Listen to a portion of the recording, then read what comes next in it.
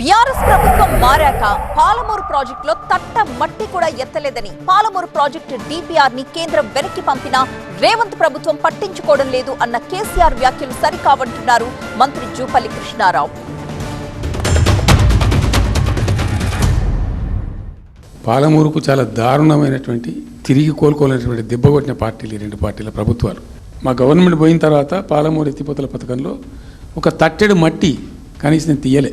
మరి దాన్ని ఎందుకు అబాండన్ చేసినరో, దాని వెనక ఏం ఉద్దేశం ఉందో.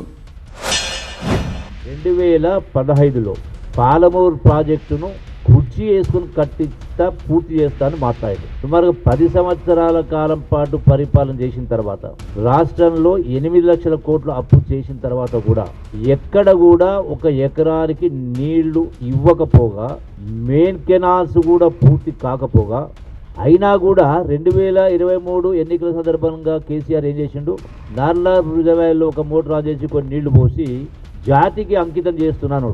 అంటే ఇంతకంటే దిగజారుడుతనం ఉంటుందా? కేంద్ర ప్రభుత్వం మొన్న చంద్రబాబు నాయుడు ఎంపీల అవసరం ఉంది కదా అక్కడ వాళ్ళకు, దానికోసం బీజేపీ ఎంతకైనా దిగజారుతుంది. అక్కడ ప్రభుత్వం నిలబెట్టుకోవాలి కాబట్టి ఎంతకైనా దిగజారి ఆయన మాట పట్టుకొని డిపిఆర్ను వాపసు పంపించారండి. మేము ఉన్న రోజులు రాలే డిపిఆర్ వాపసు, అనుమతులు తెచ్చిన ఉంటాం మేము. ఇంకా డిపిఆర్ వాపసు వస్తే భూమి ఆకాశం ఒకటి చేయాలి రాష్ట్ర ప్రభుత్వం. ఉన్న వస్త్రానికి పోతే అనవస్త్రం పోయింది అన్నట్టు ఉన్నది కూడా కొట్టుకుంటారు ఎవడన్నా. ఇది రాష్ట్ర ప్రభుత్వమా? ఇది ప్రభుత్వం ఉందా? నిద్రపోతున్నారా?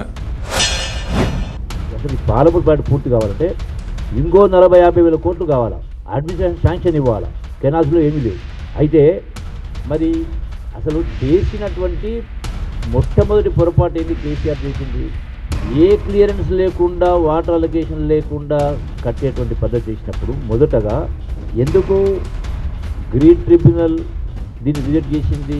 పెనాల్టీ 400 కోట్ల రూపాయల పెనాల్టీ వేసింది, మీరు పనులు ఆపండి అని. ఎందుకంటే ఎన్విరాన్మెంట్ క్లియరెన్స్ లేదు. కేసీఆర్ ప్రభుత్వమే, హరీష్ రావు మంత్రి ఉన్నప్పుడే, కేసీఆర్ దానికి సంబంధించి మంత్రి ముఖ్యమంత్రి ఉన్నప్పుడే సుప్రీంకోర్టులో మేము ఇరిగేషన్ ప్రాజెక్టు కోసం కాదు, తాగునీటి కోసమే వాడుకుంటామని చెప్పని సుప్రీంకోర్టులో పిటిషన్ ఫైల్ చేసి. మరి ఇప్పుడు నీవు చెప్పేది ద్వంద్వ వైఖరి కదా. ఒకవైపున పాలమూరు ఇరిగేషన్ ప్రాజెక్ట్ అంటున్నారు, మరి మీరు సుప్రీంకోర్టులో ఆ స్టేట్మెంట్ తీసుకుంది ఎన్విరాన్మెంట్ క్లియరెన్స్ లేకుండా.